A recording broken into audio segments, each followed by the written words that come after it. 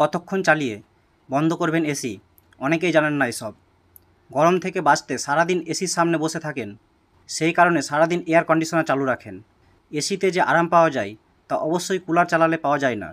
এসির শীতলতা আরাম দেয়, কিন্তু এবার এত গরম পড়েছে যে দিল্লিতে এসির ঘর ঠান্ডা করতে পারছে না। তাপপ্রবাহের কারণে এসির কম্প্রেসার ব্যাপকভাবে ক্ষতিগ্রস্ত হচ্ছে, ফলে ঘন ঘন এসিতে আগুন লাগার খবর পাওয়া যাচ্ছে।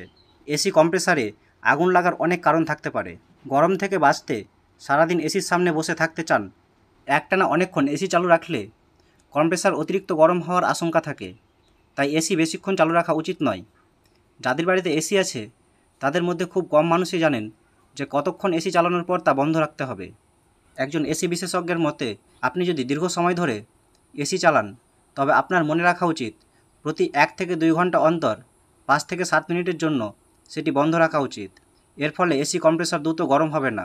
আপনার কম্প্রেসার খুব পুরানো হয়ে গেলেও অতিরিক্ত গরম হওয়ার ঝুঁকি রয়েছে।